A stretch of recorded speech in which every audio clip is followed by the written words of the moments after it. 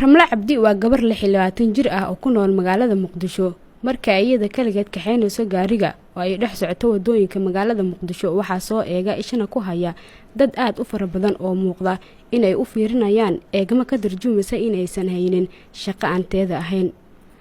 Haweenka dunida kale waa iska caadi in ay gaxayaan gaariga laakiin bulshada Soomaaliyeed aragtida kuma badna oo waxa ay mararka qaar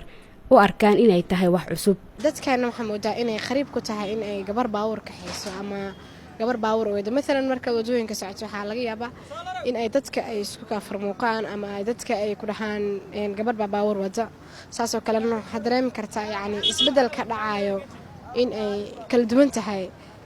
laakiin way maan kartaa haddii gabdho badan ay sameeyaan sideedoo kaleeto inay xirfadan sameystaan baawurta ay wadaan ama gaar ahaado ama automatic ahaado in dadka ay noqon doonto wax xaaliyan bulshada caadi ay ula qabsadaan. waa tiro yar gabdhaha barta wadista gawaarida marka loo eego wiilasha kuma dhiiradaan badankood habluhu inay gacantooda ku wataan baabuurta oo waxay ka doorbidaan in loo kaxeeyo balse aragtidaas way sii yaraanaysaa. waxaad arkaysaa gabdho aan sidaa u badneen oo gacmahooda ku wata gawaarida ama baranayo wadista. Ramla Cabdi iyo Sahre Axmed waxa ay ka mid yihiin gabdhaha barta wadista baabuurta oo waxa ay sharaxayaan waxa ay ku doorteen xilligan in ay bartaan xirfadan. farqi weyn u dhaxeeyo shalay markaad u meeheedo waxaan aqoonin iyo maanta oo aad xirfad u leedahay inaad baawur kaxayso ama aad dhaqaajiso yacni waa dareemi kartaa qof kasta farqi u dhaxeeyo saasoo tahane waa wax la sameyn karo maahan wax rag iyo dumar u kala leh. dadkeena badanaa waxay aaminsan yihiin in gabar baawur wadaysa ay xoogaa ay wanaagsaneen marka loo fiiriyo bulsho ahaanteena laakiin waa wax maxay hayto aan raggana sameyn karno dumarkana sameyn karno saasoo tahane qofkii yacni ay ka go'an tahay in maanta uu asaga gacantiisa wax ku sameysto inuu sameysan karo. magacaygu waa Zahra Axmed Nuur waxay ugu dhalinaa gaari wado barto si aan gaariga gacanteyda ku wato aan qof u baahanin oo qof isku filan inaan noqdo. wax badan oo dhaxeeyo maalinta ku wadaaya baabuurka ma aqaan baabuur sida loo wado iyo seetaha ma ogeen hadda laakiin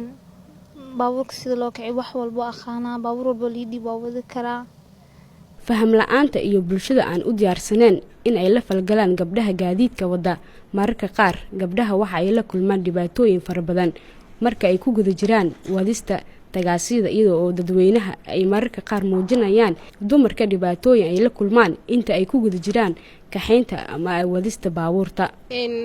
maya kaliya waxa laga yaabaa markii laamiyaasha highway-ga la marayo kala checkpoint-yada